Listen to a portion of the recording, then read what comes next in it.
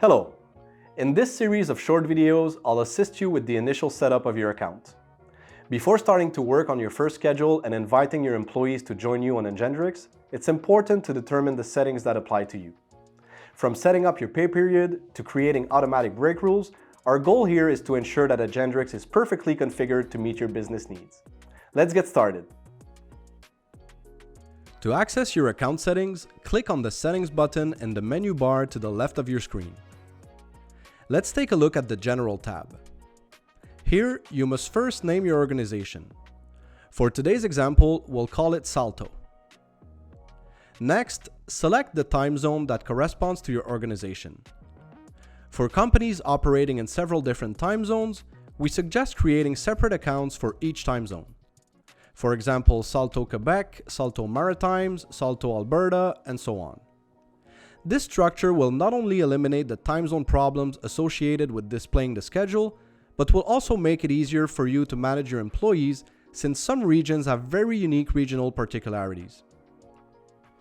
Next, you need to select the first day and cutoff time of your work week. As indicated above, these settings will be used to calculate overtime in the schedule and timesheets. However, it is possible to modify the schedule display in the scheduling settings, which we will see in the following video. So for today's example, we'll select Sunday as the first day of the work week and midnight for the end time. The next setting is for overtime.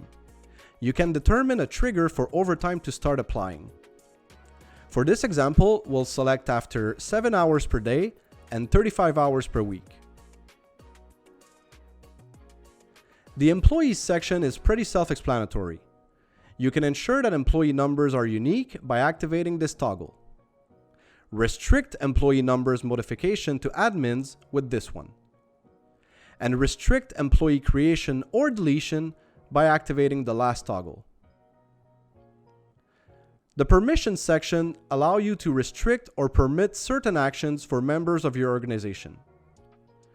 The first setting allows employees to submit their availability in Agendrix if you want them to do so. The second one allows you to show or hide your employees' hourly rates to the managers responsible for them. The third one works on the same principle, but for sensitive people data. The next setting makes resources notes visible to supervisors. We'll take a closer look at the resources module in a dedicated video. Next, you can activate the setting that enables the display of coworkers working at the same time on the schedule, allowing your team to know who they'll be working with. Just below, you can enable the display of open shifts on coworker schedules. Finally, you can choose to restrict the creation and deletion of employees to account administrators if you wish to retain this responsibility.